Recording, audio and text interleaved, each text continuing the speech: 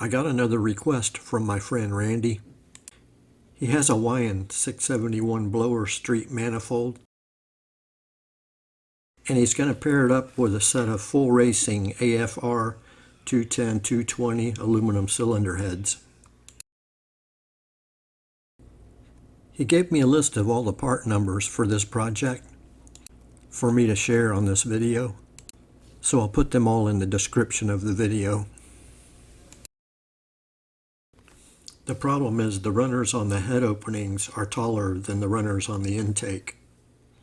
You can see here on the gasket that's made for the heads, there's not enough surface on the intake manifold to get a good seal. He came up with a plan to add 1/4 of an inch of material to the top of the 4 intake runners.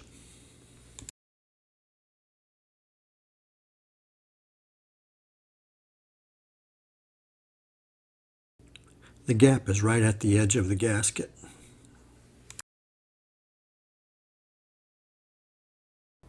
So you can see that adding 1/4 of an inch of material will seal up the gap. It can't be more than 1/4 of an inch for clearance reasons, and there's going to be some machining involved.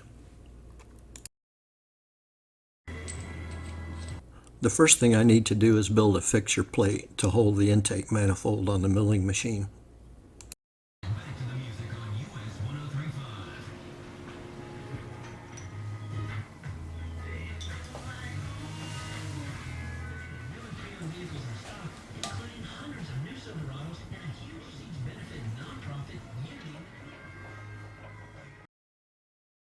Because I'm working right at the front edge of the milling table, I need to run it back to make sure I have enough clearance in the backside.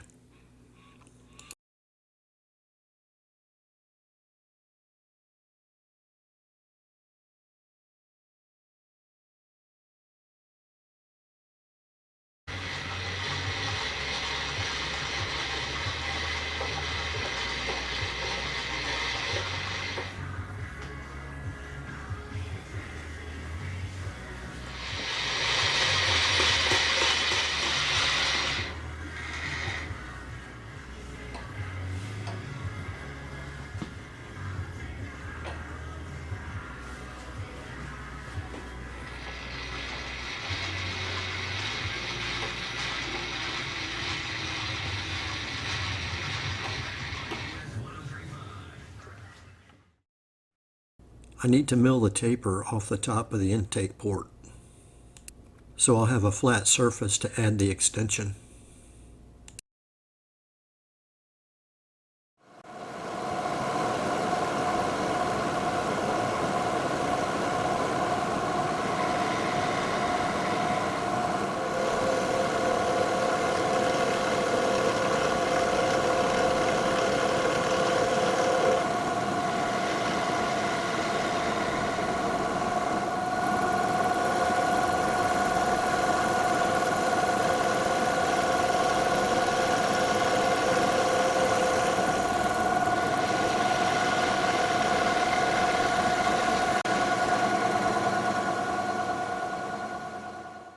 Now that I'm down to where the taper ends, I want to make sure I have a nice sharp edge. Now I can move to the next 2 ports on this side of the manifold.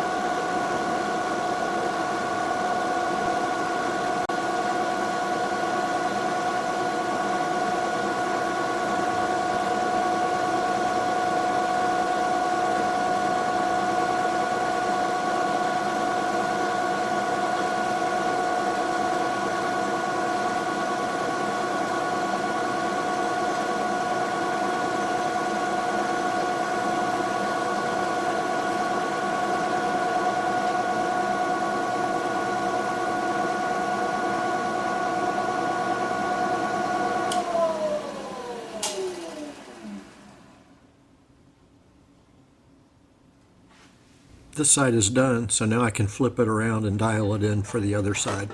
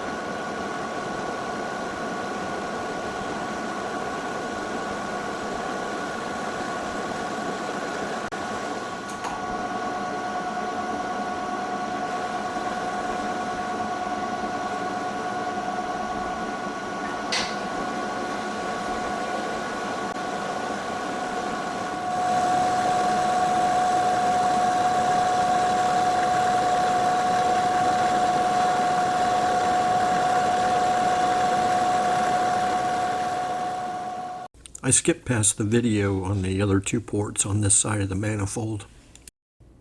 Now I need to put the vise back on the milling machine. You leaving now? Yeah. You don't need a 10 for anything, do you? A 10? Yeah. No, but if you're giving away money, I'll take it. A 10 TIN. Oh, no, I don't. You don't want anything like this. Alright, I don't know what time we'll be home. Okay, I'll be here. Okay, thanks for the warning. I borrowed this angle plate from my good friend Dave. It's machined so accurate that you can't pick it straight up off of the milling table.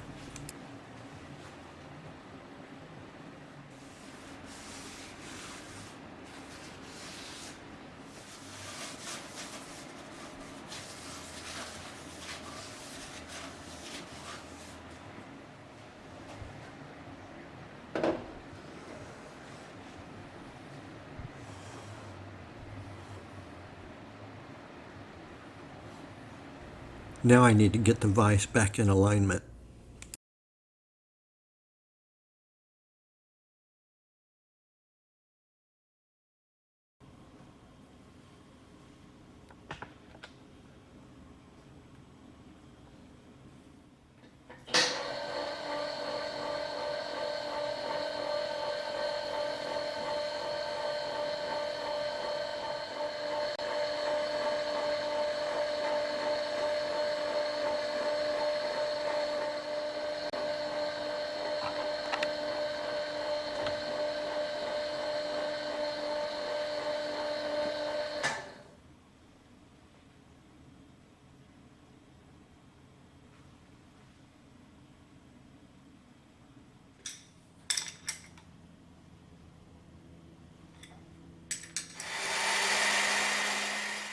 Randy gave me a scrap piece of 3/8 thick aluminum angle.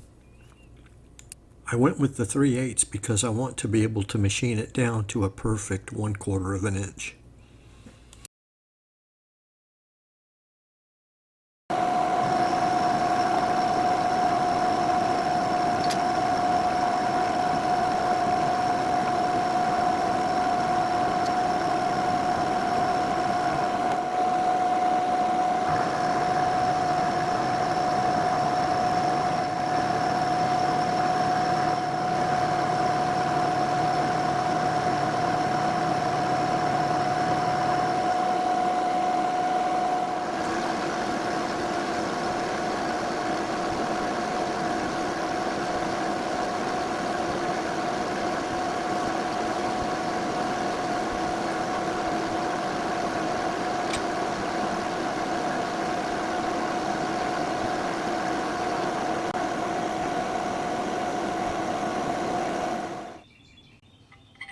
Now all the pieces are milled down to 1/4 of an inch.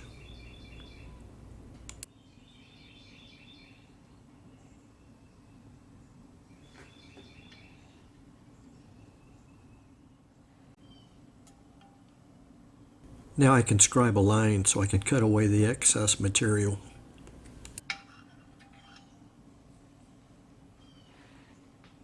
I mark the side that's going to be scrap, so I know to stay on that side of the line.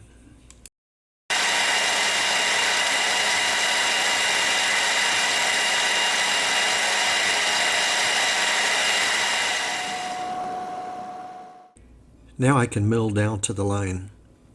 I need this to be an exact fit on the intake manifold, so there won't be any leak through the gasket.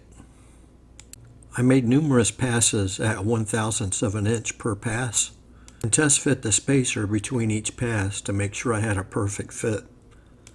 Once I got the exact fit, I marked the spacer and the port so they're a perfect match, because each spacer and port is going to be different.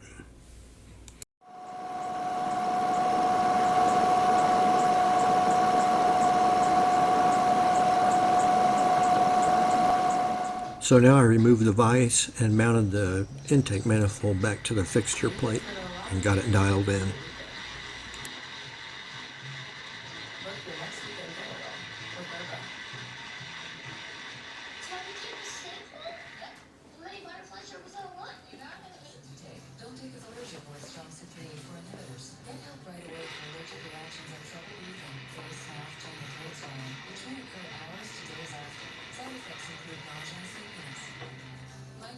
I have all the spacers numbered now to match the corresponding ports. Because there's no way for me to clamp the spacer onto the intake manifold with the perfect alignment, I'm going to use masking tape and adhesive. The first thing I need to do is clean all the surfaces with alcohol. Next, I'll apply the masking tape to the intake manifold and cut away the excess with a razor blade. I'll do the same thing with the spacer. I'm using Loctite 401 instant adhesive. I'll apply the adhesive to only one side of the mating surfaces. You only have one shot to get it right for perfect alignment, or else you're just going to have to start all over again because you can't move it after you stick it down. After it's down, I apply pressure for maybe 10 or 15 seconds. The masking tape is so you're not gluing directly to the aluminum, and makes it easier to remove when you're done machining. I used a razor blade to scrape away any excess glue that squeezed out between the two surfaces. The width on all the spacers is going to be the same at 1/4 of an inch, but the depth for each spacer will be different. I measured the depth of each spacer and wrote it on the top of the spacer. So now I can use that measurement, the DRO, and the edge finder to find the center of the spacer, so I can drill and tap the attachment screws.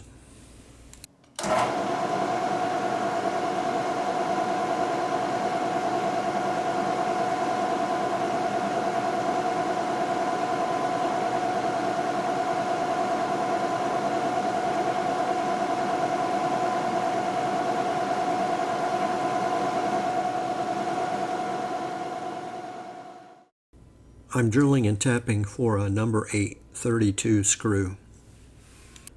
After drilling the hole for the tap size, I went up 2 drill bit sizes and drilled only 1/4 of an inch down for the screw clearance, and then I tapped the hole. I attached the spacer with a screw just for added support, so now I can drill and tap the other 2 holes.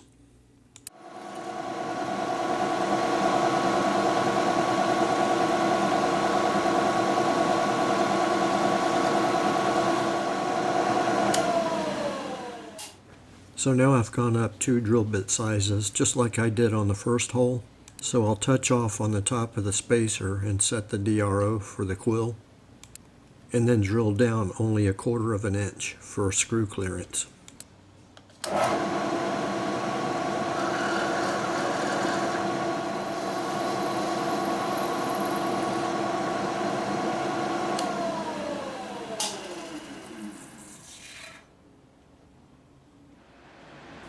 I tapped the hole and added another screw.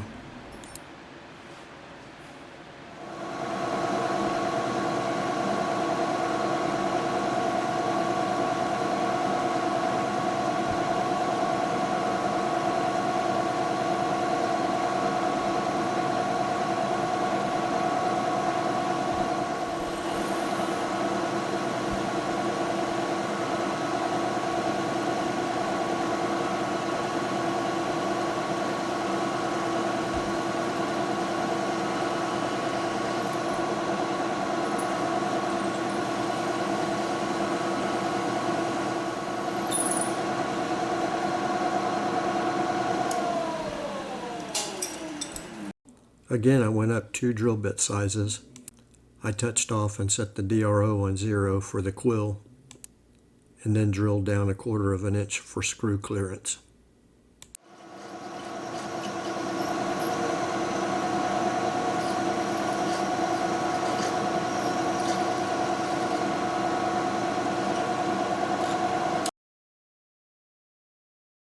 So now I'm using a 5/16 end mill to counterbore the hole for the screw heads.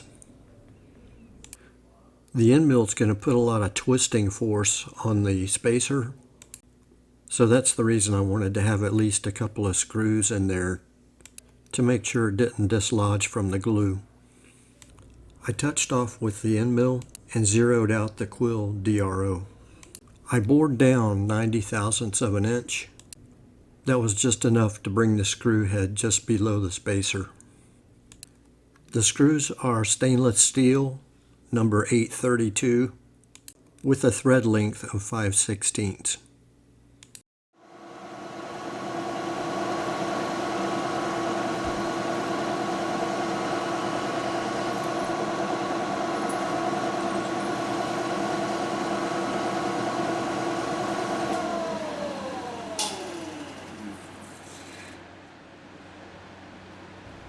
Now I'll tap the hole for the screw.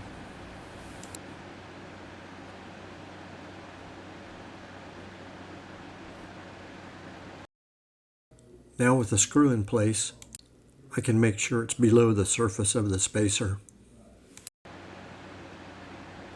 Now one by one I can remove the other screws and counterbore the holes for the screw heads.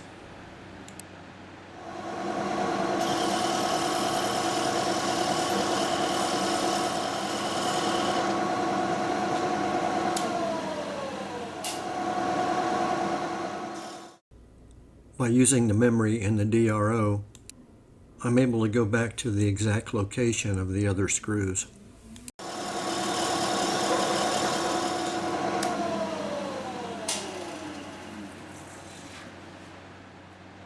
Now with all the screws removed, I was able to pry the spacer off of the intake manifold.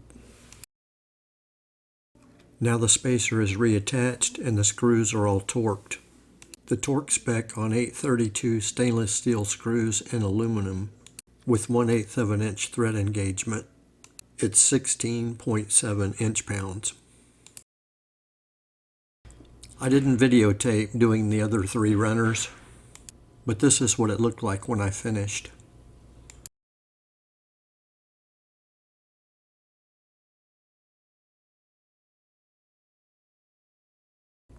You can see the benefit of adding the 1/4 of an inch spacer. So now it provides a good seal for the gasket.